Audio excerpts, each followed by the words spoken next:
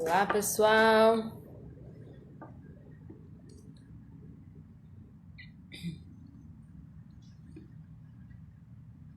Esperar, esperar a Bruna. Oi, oi, oi, oi. Esperando a Bruna chegar.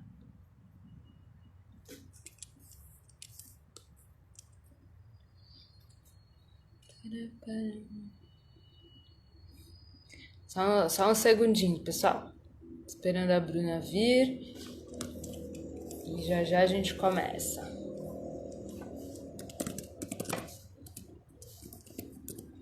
Vou escrever aqui pra ela.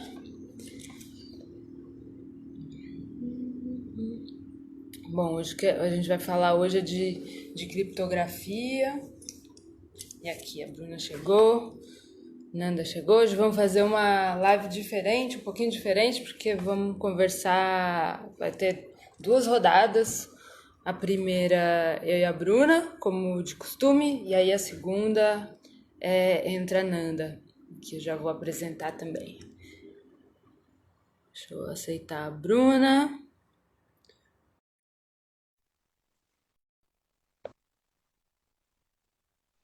E aí, chegou a Bruna. Oi, Bru. Oi. Bom? Tudo bem? Tudo? Beleza. Tava falando aqui pro pessoal que hoje a gente vai ter uma live um pouco diferente, que vai ter uma convidada, que é a Nanda, que é a nossa parceira na rede transfeminista de segurança digital, que a Uhum. Coaching faz parte também, além de muitas coisas mais, a Nanda é. E então a gente vai ter essa primeira parte, sou eu e a Bru também da Coding, né? Segue Brasília, para quem não conhece, eu sou diretora executiva, e aí a gente faz essa parte depois com a Nanda, e vai ser assim, continua formato pílula, curtinho, direto ao ponto, talvez vamos demorar um pouquinho mais, porque tem duas conversas, certo? Então, Certíssimo. tava aqui enrolando para o povo também ir chegando, mas vamos começar então? Vamos. Bom, bem-vindos a todos. Então, é, o nosso papo de hoje, como eu estava falando da criptografia, que é um tema central para as discussões de segurança digital, e que nós aqui na Code, entre outras coletivas, em uma perspectiva feminista, gostamos de chamar de cuidados digitais, né? E o assunto está quente essa semana porque o STF, o Supremo Tribunal Federal, vai começar um julgamento. Era para ter começado hoje, atrasou, porque outros temas entraram na pauta, mas deve começar amanhã, e a Bruna vai falar mais dessa previsão aí. Mas é um julgamento sobre duas ações sobre o bloqueio do WhatsApp no Brasil. Vocês devem lembrar que lá em 2015, saudades, 2015, nossos problemas, a gente achava que eram muitos. Muito saudade. Então, lá em 2015, a gente começou a observar pedidos de juízes para bloquear temporariamente o WhatsApp no país, por algumas horas, por 2, 3 dias, porque, como punição para a empresa não ter respondido a pedidos de compartilhamento de dados de usuários. A empresa, no caso, é o Facebook, né, que é o dono do WhatsApp. Então, a ferramenta chegou até em uma dessas ordens a sair do ar, e não sei se vocês lembram que naquela época vimos geral baixando o VPN, migrando para o Telegram ou Signal. O Telegram chegou a declarar que passou a ter 500 mil pessoas do Brasil em um intervalo de 3 horas, por causa do bloqueio do WhatsApp. E aí, para quem trabalha com cuidados digitais e é crítica ao monopólio do Facebook, dono do WhatsApp e aqui do Insta também, né? Deu até para dar umas risadas a princípio, mas é claro, no final das contas é uma medida desproporcional, porque por causa de um caso afetava o direito à comunicação do Brasil inteiro, né?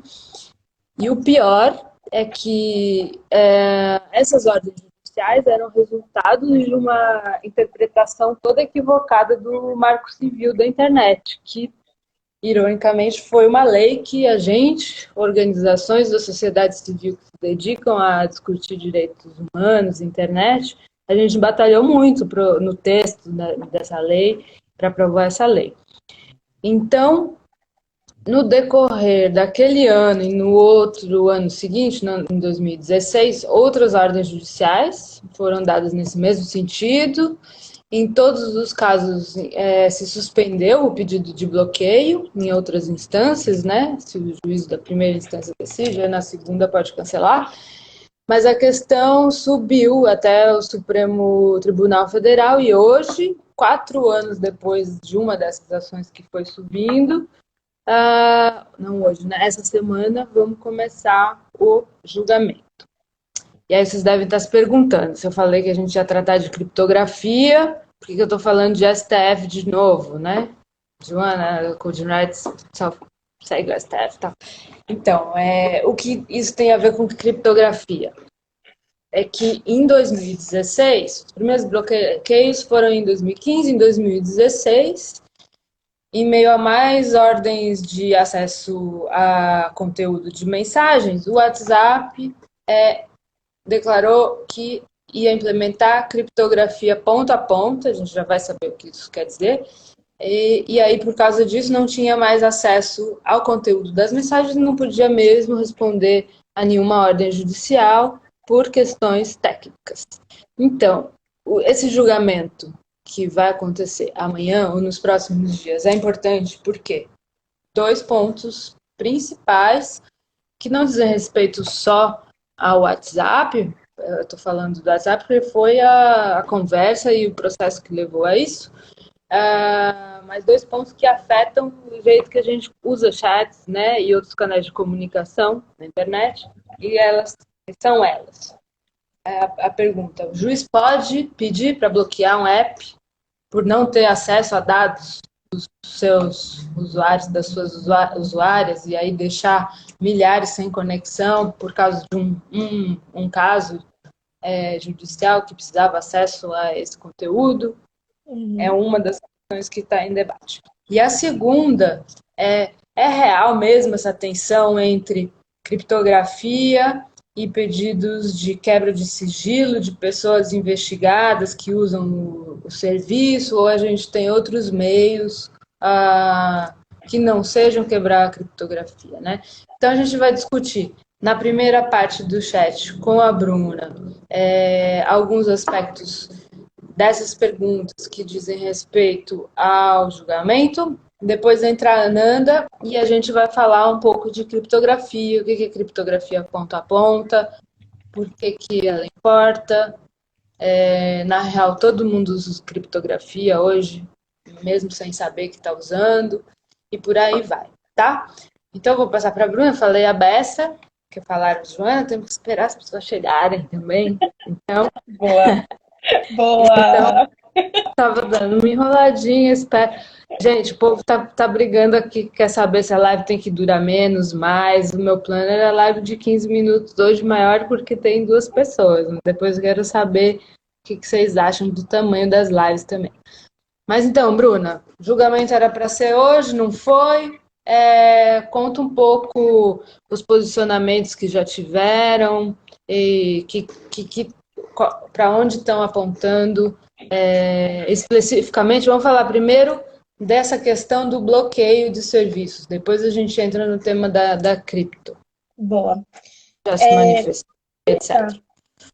Não, você começou, essa explicação, a Jo começa explicando muito bem, né? São ações, enfim, de lá atrás, né, que em contextos de investigações elas solicitavam acesso ao conteúdo de comunicações privadas no WhatsApp. Então, assim, acho que a gente vai mencionar também que no contexto de algumas investigações no Brasil, especificamente da Lava Jato, essa tendência de se solicitar acesso ao conteúdo de comunicações privadas foi uma coisa que passou a virar super, assim, né, estratégia de investigação aqui no Brasil. Então, a gente tem esses casos onde o juiz decretou a concessão das informações e, como você mesma disse, o WhatsApp negou o cumprimento da ordem judicial, se alegou, né, que não era capaz de cumprir a ordem judicial por não ter acesso ao conteúdo daquele conteúdo solicitado. Então, em um dos casos, o que acontece o juiz da segunda instância também reforçou a obrigação de se dar o conteúdo das informações, mas continuamos nesse impasse entre o WhatsApp poder responder e o WhatsApp não poder responder. Na interpretação dos juízes, seria visto isso como uma má-fé, quando na verdade também tem um pouco de falta de conhecimento com relação à aplicação do Marco Civil, que é o que você começou a falar, e também a criptografia. Mas falando do Marco Civil, uma interpretação que foi dada nos casos, nas decisões, seria que o artigo 12 do Marco Civil, quando ele obriga a guarda de informações, a guarda de logs, né, ele estaria também obrigando essas empresas a guardarem todo o conteúdo das nossas comunicações para eventuais investigações que acontecessem. Só que sem ter muitas considerações com relação à proporcionalidade, se aquilo deveria ser feito de fato, qual é a finalidade também de eu guardar comunicação de todos os usuários de uma rede e coisas afim. Então, ao longo do processo, como o processo foi evoluindo, né, a gente tem essas duas ações no STF, que é a ADPF 403 e a ADI 5527. E a ADPF, que é a primeira, ela questiona se esses bloqueios eles são proporcionais ou não, né? E em que limite eles afetam liberdade de expressão, liberdade de escolha de aplicativos e aplicações de internet também. E também o quanto que essas ordens de bloqueio do WhatsApp não afetam a coletividade. A segunda, que é a ADI 5527, ela já vai mais na linha de considerar se é inconstitucional ou não esse pedido de bloqueio do WhatsApp, considerando que ele é uma plataforma vastamente usada, né, no Brasil inteiro, enfim.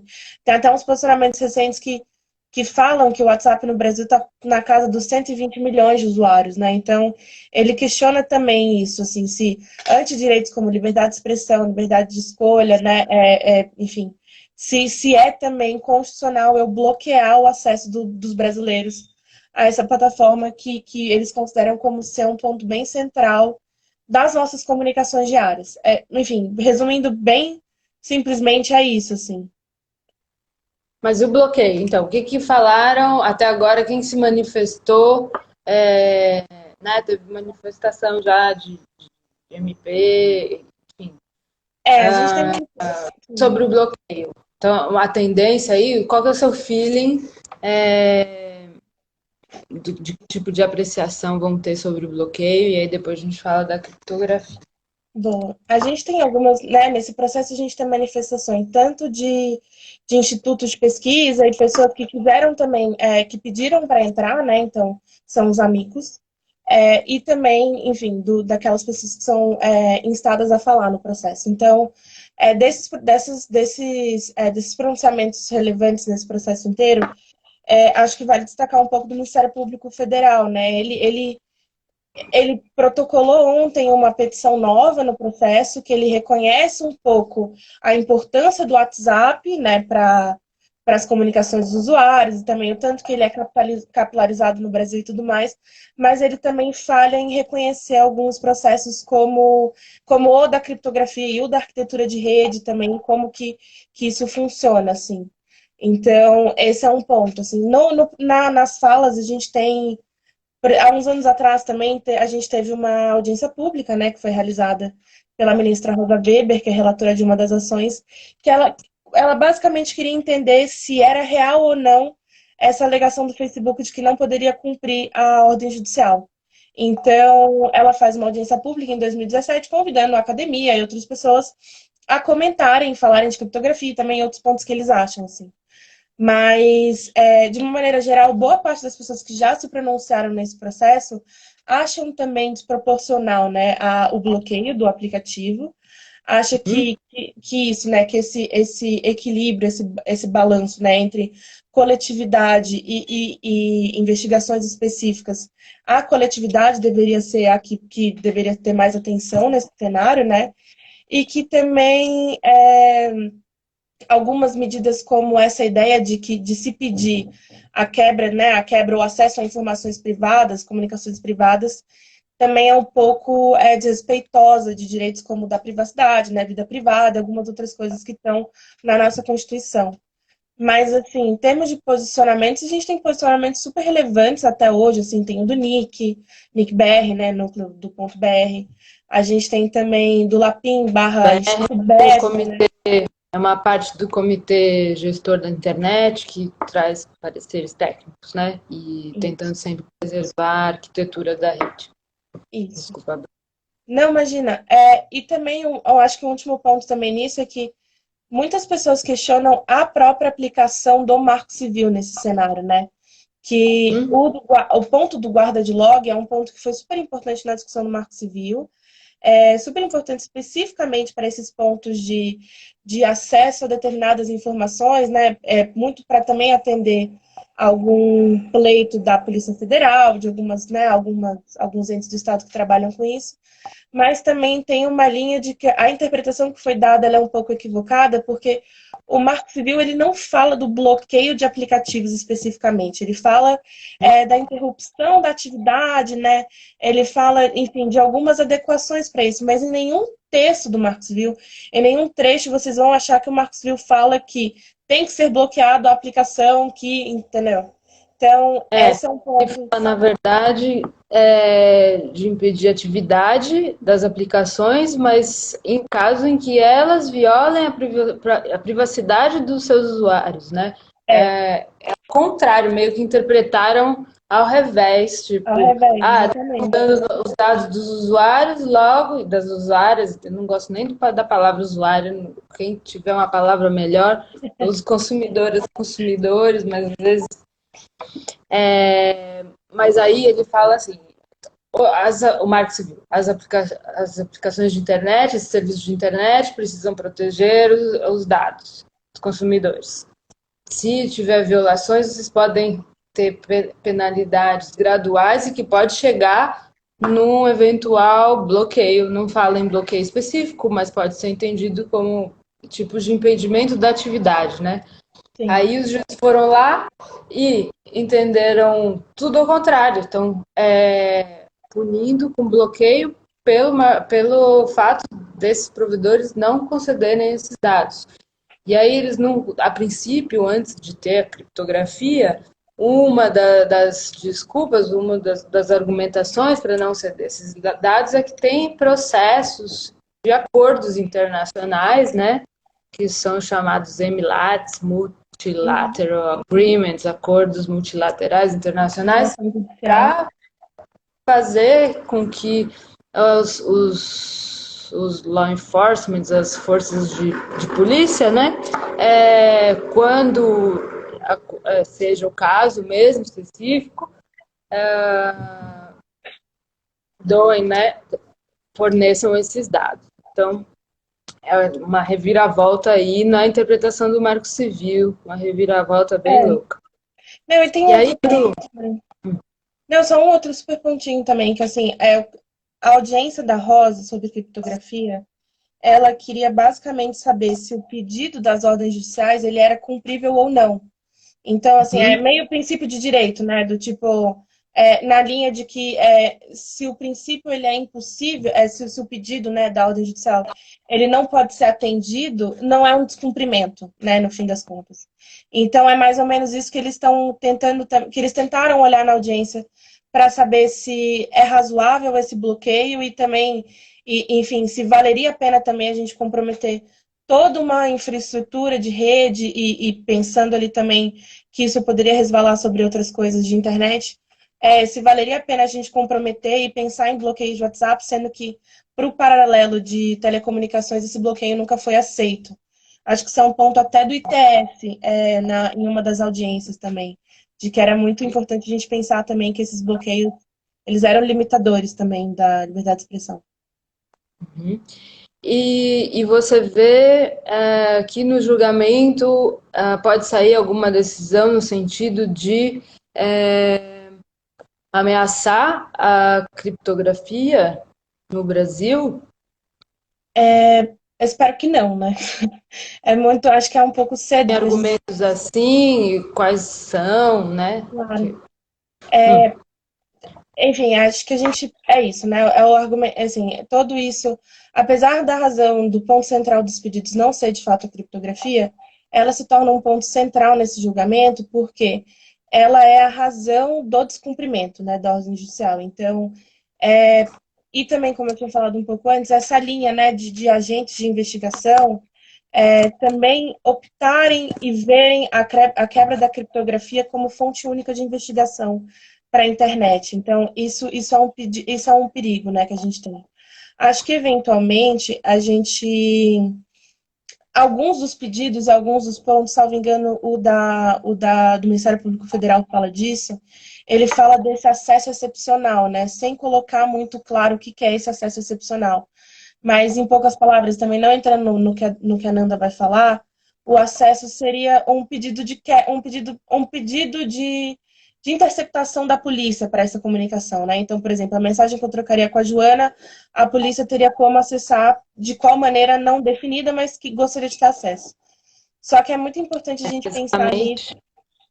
Basicamente, não, basicamente a gente tem esse medo, né, das chamadas backdoors, da polícia até essas portas dos fundos, né, que É, é, por exemplo, o que que a NSA, a National Security Agency dos Estados sim. Unidos, tinha, que o Snowden Sim. evidenciou lá em 2013, né? Então acho que um risco de amanhã, né, ou de quando esse projeto for pautado de fato, esse julgamento for pautado de fato, é que o Pleno do Supremo ele veja mesmo que esse acesso excepcional tem que ser facilitado para algumas investigações ou quando justificado e quando o pedido for proporcional, assim. Acho que a Nanda vai explicar, e é muito relevante que a gente pense que qualquer coisa que, né, de acesso ou de backdoor ou de coisa que influa na criptografia, também está influindo na segurança de todo mundo, né? Então, é muito importante a gente não aceitar essa fragilização, né, de coisas como criptografia do WhatsApp ou de outros grupos, porque isso também pode gerar margem para que agentes maliciosos entrem, né? A gente não tem a garantia de que só a polícia vai acessar aquele conteúdo se a gente abrir para um, né? E também, tecnicamente, tem gente que fala que não tem nem como abrir para um só, né? Então, é bastante perigoso e especificamente nesse cenário de vigilância, né, vigilância assim, né, do governo querendo mais informações sobre a gente e querendo saber quem a gente é. Então, é super importante a gente pensar um pouco em manter essa cripto do jeito que ela é. Eu acho que eu tenho que sair para a Nanda entrar. Tô Uhum. procurando ela, não recebi o pedido ainda. Estamos testando aqui, gente, aí não sei como que muda de Não, interlocutor. eu tenho um xizinho aqui para sair quando eu quiser sair. Então, Também, provavelmente eu eu posso. preciso. Tá. Você pode também me chutar da sala, mas só Ai, terminar falando que é isso. Talvez seja pautado para amanhã. Eles estão terminando uma análise de medida provisória de pedidos com base em medidas provisórias de responsabilidade de agentes públicos e logo depois é o julgamento dessa ADI e da DPF. Então, a gente aqui está curiosa. E também, para isso acabar e a gente poder também parar de falar de STF, né? vai saber, né, o que que vem depois. Mas Sim. tá. Então, isso, vamos ficar de olho. A gente vai estar postando nas redes da Coding se as notícias sobre o julgamento. E é isso. Vou chamar a Nanda, então, para a gente falar um pouco de criptografia, Super. certo? Valeu, Josi. Beijo. Tchau, tchau, gente. Valeu. Vamos ver aqui. Bruna left. Ai, ai, apareceu. Agora vai. Acho que funcionou. Tá. Acho que você tem que aprovar alguma coisa aí, né? Tá falando waiting for Nanda.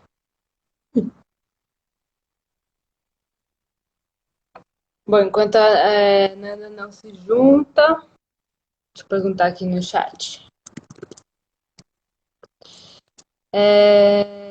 Enquanto a Nanda não se junta, eu vou apresentando. Falei no começo, mas vou falar de novo.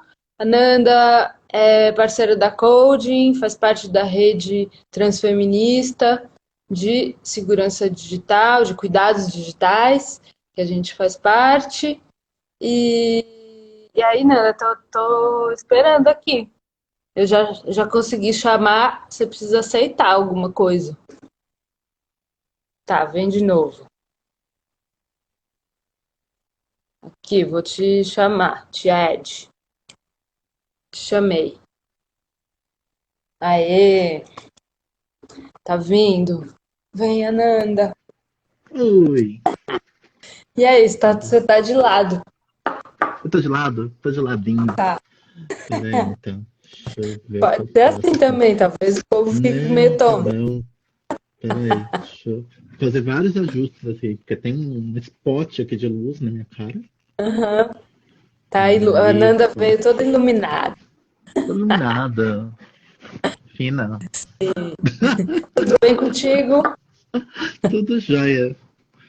Dá um beijo pra Bru, que né, a gente tá falando meio assíncrono, fazendo uma live É, assíncrona. Mas é isso. bem-vinda.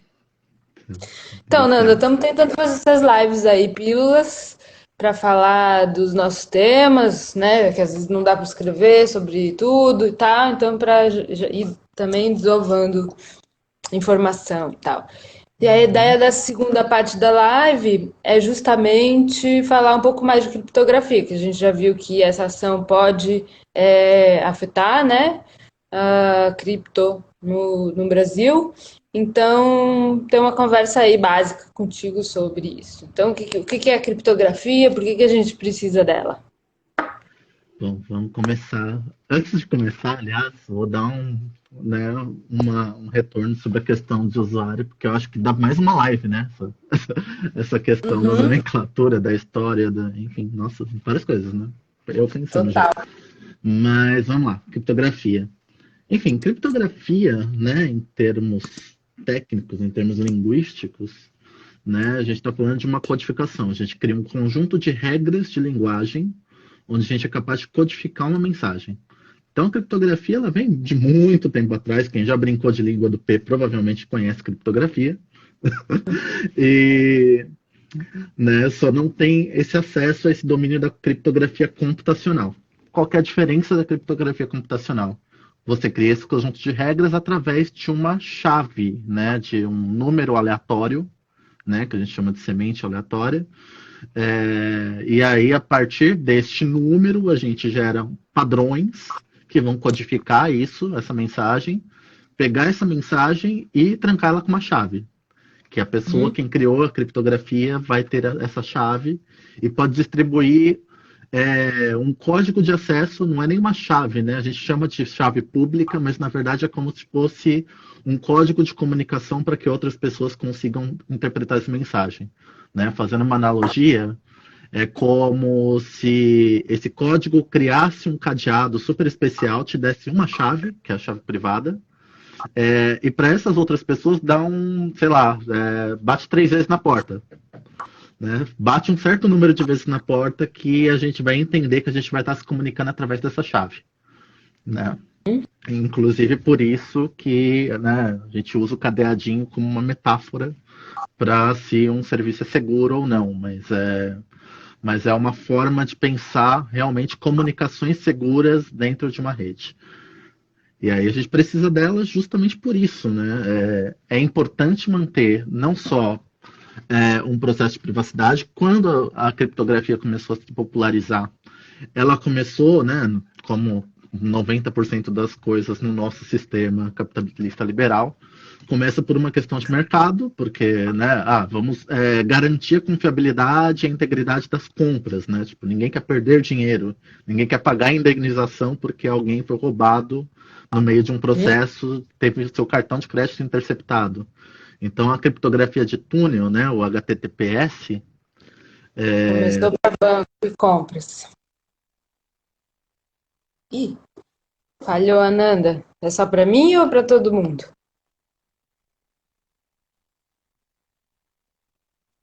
Ih, será que sou eu?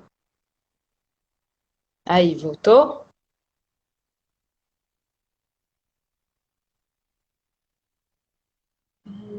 oxe, Aí, voltou? é, Voltou? Fui eu ou deu foi uma você? sumida. Sei lá. Deu. Deu, Tava leva pra falando rede. que começou justamente com isso, com bancos e e-commerce, né? Deixa eu ver. Sim, isso, HTTPS. exato. Isso mais no sentido de uma criptografia de uma entidade certificadora, né? No sentido de que para a gente garantir a confiabilidade, ela tem que passar por um lugar onde garanta a integridade dessa chave, que ela não foi interceptada.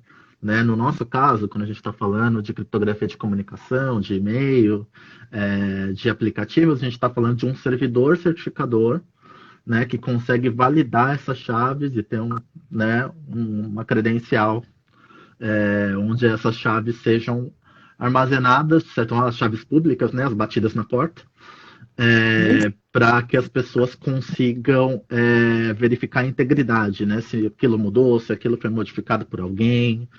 Se foi modificado por alguém, tem validação da pessoa né, da dona da chave, tem validação das pessoas ao redor da dona da chave, né? As pessoas de confiança. Enfim, é todo um método que é necessário, inclusive, para garantir realmente a nossa privacidade, garantir a segurança das comunicações e dar né, não só né, um modelo de comunicação mais seguro, mas um modelo de comunicação que é baseado numa legitimidade de informação que não seja só o nome real, por exemplo, que é uma política que a gente pode também dissecar, né, essa questão de associar a integridade a um nome numa plataforma ou a mandar um RG, não, né, política de nome real, política de identidade real. Mas é uma forma de certificar, uma forma de garantir que você é você também, né? E Nanda, a gente, quando começou a dar oficina de segurança digital, a gente tinha que trazer várias ferramentas para as comunicações, e aí perdi a chave, PGP, e aí depois da oficina escreviam, eu esqueci minha senha da chave, e aí a gente queria morrer.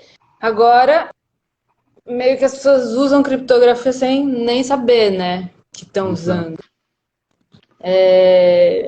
Explica isso pra gente. Quando é que a gente usa criptografia além do banco e das e-commerce?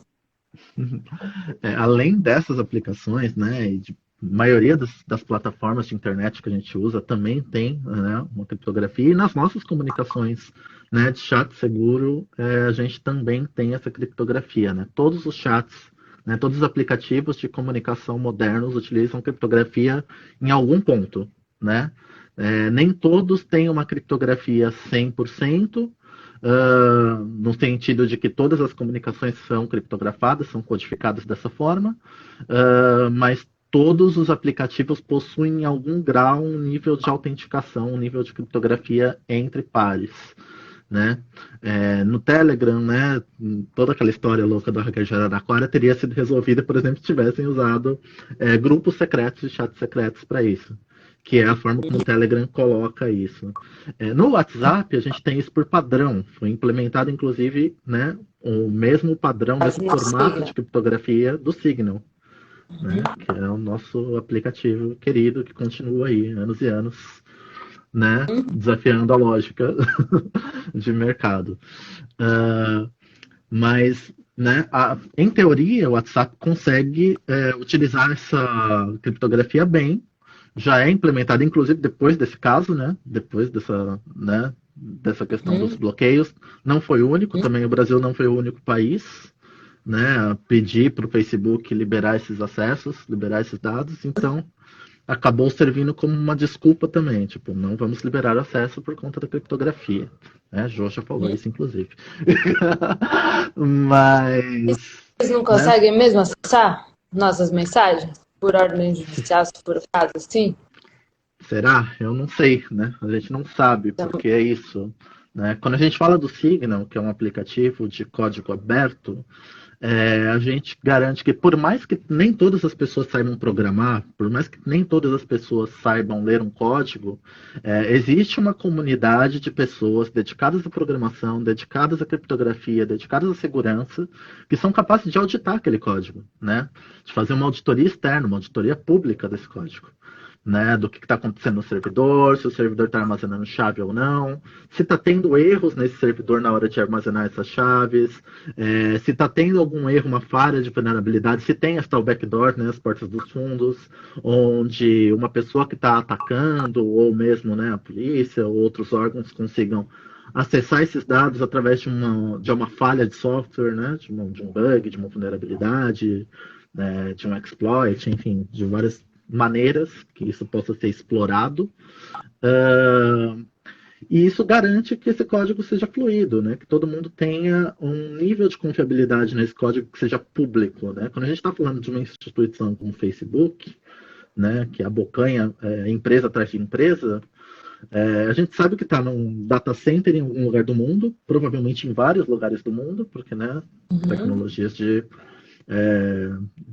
redistribuição de dados, que provavelmente tem aqui no Brasil, tem nos Estados Unidos, tem na Índia, tem na China, enfim. Né, a China, apesar de não ter, né, ter a questão com o Facebook, mas tem uma ampla capacidade de servidores e de estrutura de centros de dados. Então, quem sabe se o Facebook usa, porque é barato. Então, a gente já começa por aí, não sabe. Não sabe como, onde estão esses dados. Segundo, a gente não tem uma auditoria externa. Né? A gente tem que confiar no Facebook quando ele diz que toda essa implementação foi feita de forma segura, que não houve modificações. O código está fechado, ninguém consegue ver o que está acontecendo por trás. Se houve alguma modificação futura, né? Se nessas modificações alguém colocou uma portinha lá para ficarem observando os dados. O que tem de garantido existe um protocolo de criptografia entre pares, ou seja, as duas pessoas que estão conversando têm essa criptografia. Grupos, eles dizem que tem criptografia, mas até hoje é uma coisa muito nebulosa, inclusive, né? Tanto é que já houve alguns tipos de vazamento de informação que ficaram em dúvida se de fato era algum sistema algorítmico de dados, de anúncios, por exemplo, ou se era realmente um backdoor, se era uma falha no algoritmo de grupos. Então é muito difícil definir se o WhatsApp realmente não consegue acessar se não tiver uma ordem judicial. E esse é o risco que a gente está correndo, né, quando a gente fala de medidas como essa. Né? De código fechado, né? De apps fechados e de medidas como de apps com código fechado e medidas como essa. Outra coisa é que no WhatsApp, se as pessoas fazem o backup na nuvem, não está mais criptografado, né, o conteúdo. Então é um jeito também de... Muita gente faz esse backup sem nem perceber, né? E é um jeito de acessar também essas conversas sem cripto, como foi ali na Vaza Jato, né, com o Telegram. Exatamente.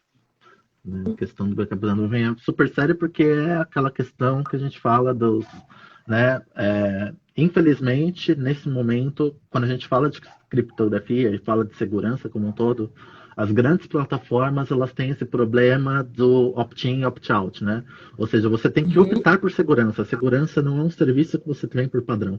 O serviço que vem por padrão é a insegurança, é a falta de privacidade, é você conseguir mandar o seu dado que supostamente é criptografado para um outro servidor, ou ter que instalar um aplicativo adicional para garantir integridade, para garantir a criptografia. Enfim, né? É um modelo de segurança por opção e não por padrão. Então, aí a gente tem que ficar dando oficina de segurança, ensinando configuração de privacidade, né? Que era só ter o default privado e seguro, né? Não tinha trabalho. E aí deixa as pessoas, sei lá, pessoas com mais idade e tal, que já tem algumas vulnerabilidades ali, né? Mais dificuldades com a tecnologia, mais vulneráveis ainda, né? Sim, total. E é uma dificuldade, né? A gente tem essa dificuldade no nosso dia a dia, né? De oficina, de mudança de cultura, de mudança de comportamento. É difícil realmente dialogar. Esses aplicativos também não são feitos para dialogar com certas faixas de público, com certas faixas etárias, né? Não tem acessibilidade muitas vezes. Essas opções ficam muito escondidas. Então, assim, é um desafio, né? É um desafio para todas as pessoas, né? E conscientizar que criptografia e privacidade por padrão é uma coisa do seu dia a dia, é um processo que leva muito tempo, que poderia ser adotado com mais facilidade pelas plataformas, mas os interesses financeiros falam mais alto. Pois é.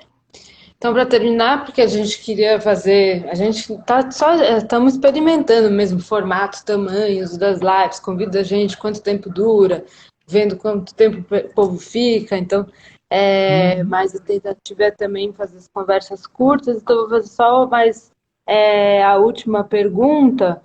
Então, essa tensão aí que o WhatsApp, por falar que não pode dar acesso ao conteúdo porque tem cripto-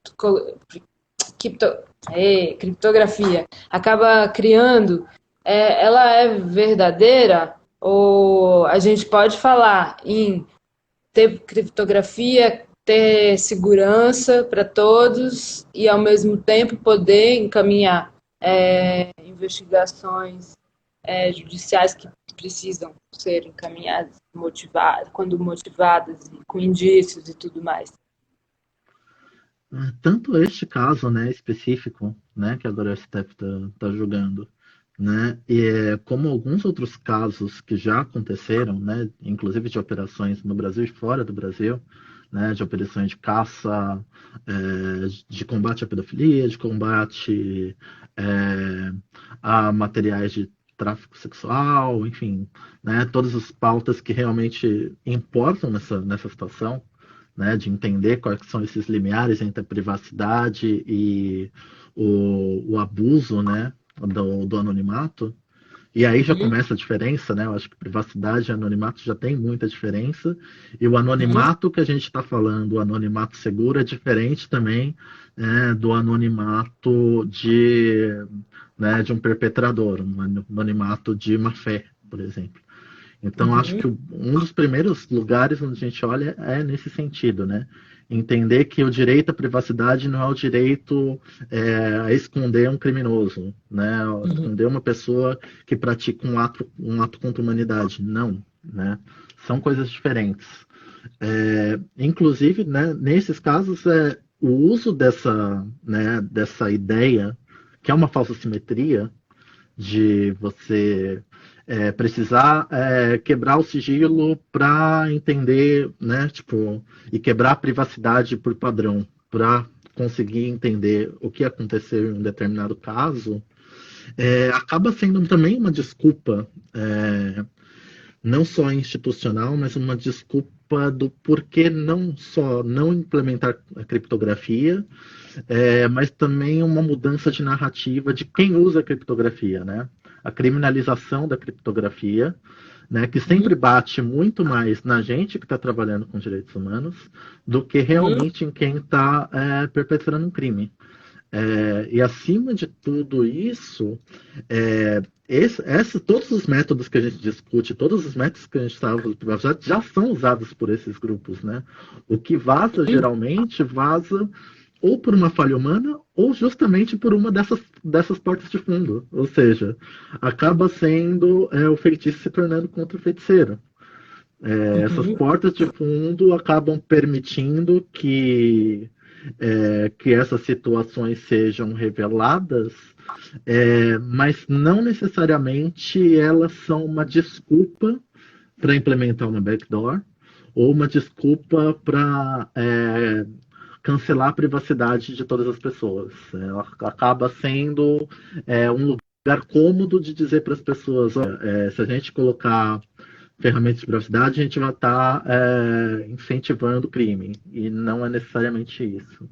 Quando os crimes já ocorrem, na verdade, o que precisa pelo menos eu penso, mas né, acho que é um fato, é uma questão muito discussível, até quando a gente fala de privacidade nesse âmbito também, né, nos âmbitos legais, nos âmbitos sociais, enfim.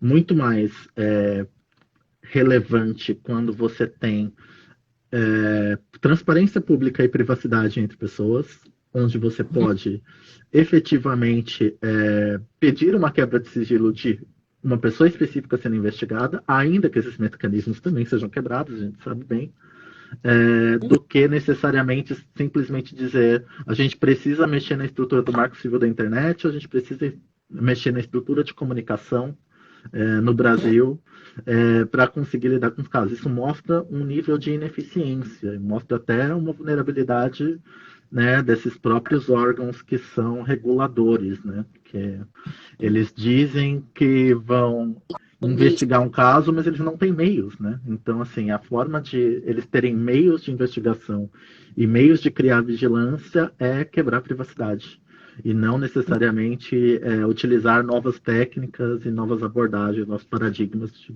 investigação criminal, por exemplo. Aí só de forense digital dá para falar mais uma hora. Sendo que é isso, né? Para a gente, então, a criptografia, a gente considera a criptografia como uma ferramenta para garantir direitos humanos, né? Que é o que a gente fala bastante do direito à privacidade, mas também o direito à privacidade habilita o direito da liberdade de expressão e por aí vai, ainda mais em contextos políticos complexos, né? Mas não só, né? Do contexto político macro, mas também, enfim, aqui no micro, entre pares e tal, né? Falando de violência de gênero, coisas assim. Exato. Bom, então, acho que vamos terminando. Foi a live mais longa que a gente fez aí nessa série. Essa foi a terceira da série. Vamos continuar experimentando. Falamos bastante de WhatsApp, porque era alvo dessa ação, mas, né, como falamos aqui também, é bom lembrar que temos os outros chats mais seguros, como Signal, principalmente. Se tiver dúvida sobre isso, tem vários recursos para vocês olharem. Um mais curto e sucinto é o nosso projeto Safe Hermanas, que é uma série de dicas de cuidados digitais no formato de GIFs. Tá no GIF, no repositório do GIF, então se você fizer @GIF Safe Hermanas aí nos apps ou visitar o GIF nos apps de chat que você usa, você vai achar também, e aí tem um lá específico que compara os apps de chat.